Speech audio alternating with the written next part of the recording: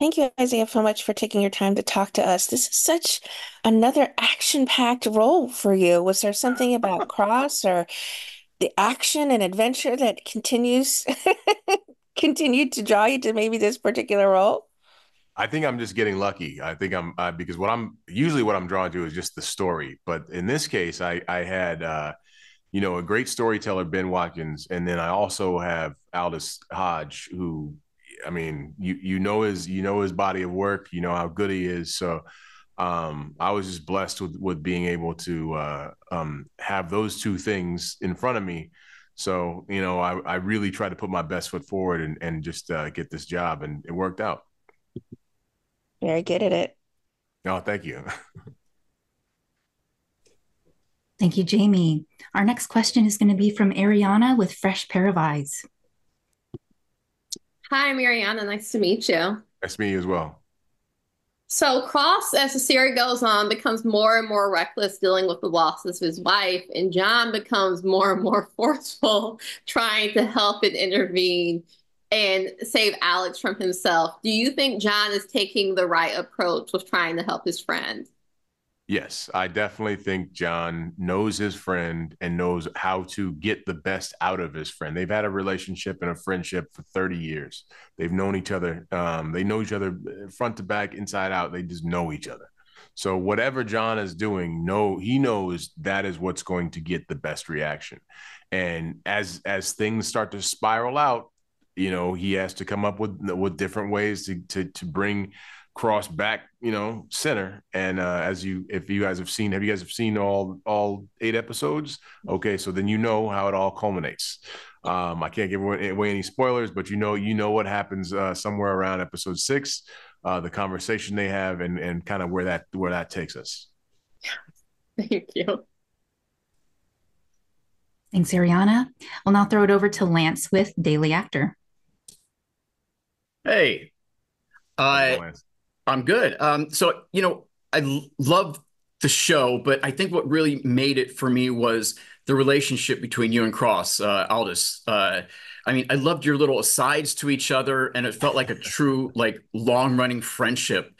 How did you guys, like, literally bring that to every scene in that you guys did together? Did you guys know each other prior to filming? Because it seems so effortless. No, we had never met before. Of course, I was aware of Aldis's work, but I never met him before we did our chemistry test. And it was, honestly, it was. I We both said this, that we just had a mutual respect for each other, and so that's how we went into the job. And then we never talked about how we were going to portray these characters.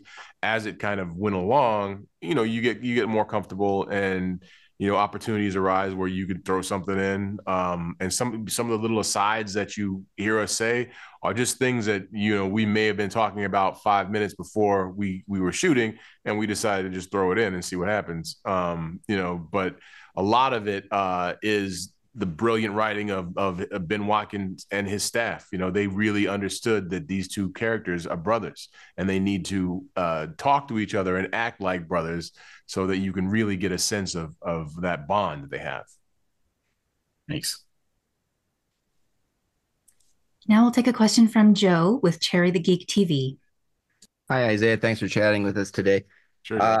I'm curious, what kind of preparation did you have to do in preparing for your role as John Sampson, both in terms of maybe physical training and or police forensic hangout in the forensics psychology department? What kind of preparation? I usually stay in shape. I do my best to stay in shape. So the physical part wasn't all that difficult. And I had played a detective before, but he wasn't grounded in reality. He was a werewolf detective, so there wasn't much detecting. It was more werewolfing. So this time I really had to kind of get into the mind of a detective, and the best way that you do that is to talk to real detectives. And we had the benefit of going to Washington, D.C. Prior to shooting, to kind of hang out with the MPD, Metropolitan Police, and hang out in their detective division and get to know these detectives. I mean, we talked to, at least a dozen detectives, and really got to know what it was like to live inside, and to walk in their shoes. And we talked to a psychologist, a forensic psychologist, who, just like Alex, knew like the inner workings of a detective's mind, what they go home with, like the problems that they, when they can't leave the job at the job, and they take it home with them. We talked to them. We had very personal conversations with this one detective who really, I mean, shared with us some really personal things that gave us such an insight into what it's like to be a detective on the job and to experience tragedy, that it just had such an impact on us that it made the job so much easier when we are on set talking about these things, in this fantasy world. Thank you. All right, so we're going to come back to Jamie with Story Constellation Magazine. Isaiah, this is such an action-packed series, and you guys are at heightened emotions constantly. There's adrenaline running. How do you all shake off a long day of being on set? I drink boba tea, but that's that's my vice. I actually order it to set sometimes. No, honestly, all of us have, we're it's a fun set. Nobody's down. Even though the subject matter might be a little like horrifying or graphic at times, we try to make sure that that there's some levity, that we're laughing. Somebody's always doing something on set that's funny. Whether it be somebody on the cast, somebody on the crew, everybody's trying to keep everybody's spirits up. So that's we had such a fun crew in Toronto. Like, I mean, honestly, down to a person, they were so fun and great to be around. Our camera guys, just thinking about some of the things they would say to us. We're checking on sports scores. We're just it's just that camaraderie that you want in your workplace. Thank you. You got it. And we'll throw it back over to Ariana with Fresh Pair of Eyes. So, even though Alex kind of doesn't have the best reputation at this point in time, John also at least alludes to being a bit of a bad boy in the past. That, like, when they'll knock into somewhere, it'll be like, oh, but you don't want me to go too far. Like, yeah, there's rules and regulations, but you don't want to push me. How do you think he was like in the past when he was younger? And do you think Alex might have had to restrain him in the past and they kind of switch roles? I think that they both experienced both sides of those personalities. They both had their moments where they blown up. They both had their moments when, like, one had to pacify the other one, and had to talk the other one, off a cliff or off the ledge, whatever it is. I just think they're two friends that have experienced pretty much everything together, so they know how to interact with each other.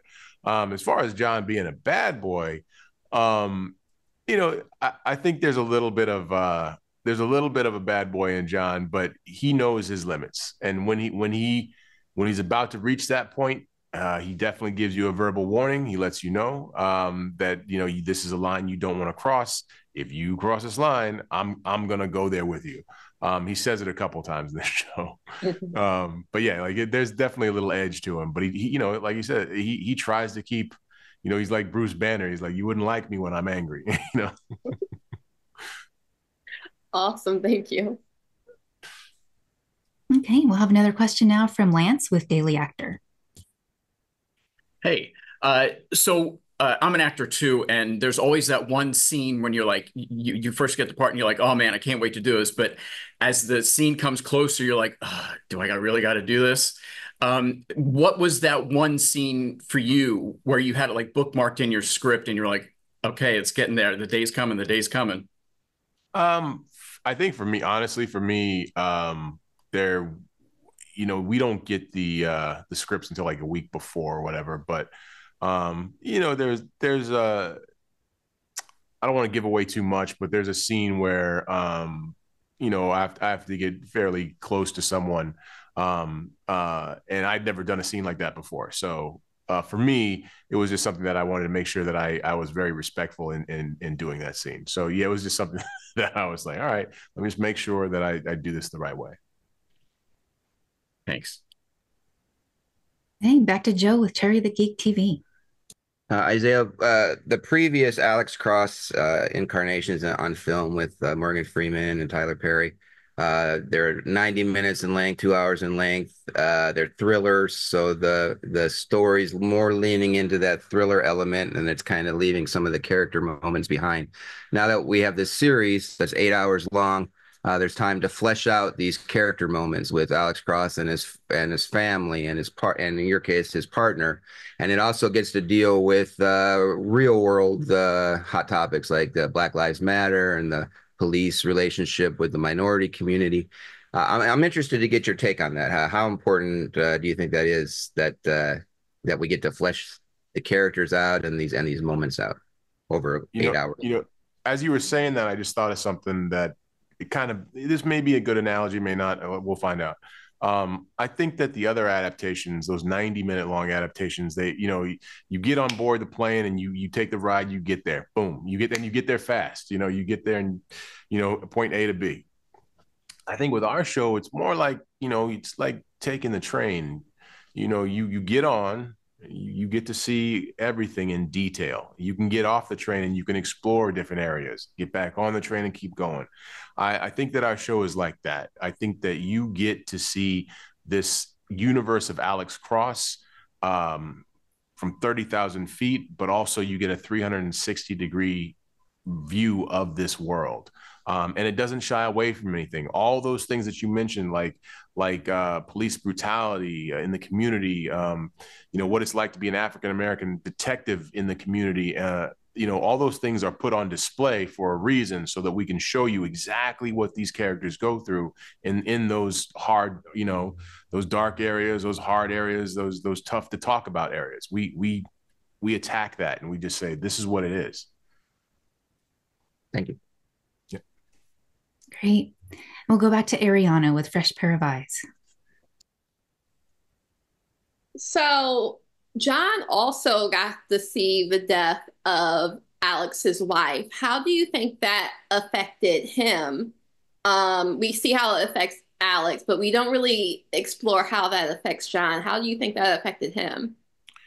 I think grief in general, when you witness somebody going through something, you don't know how to approach it in the moment.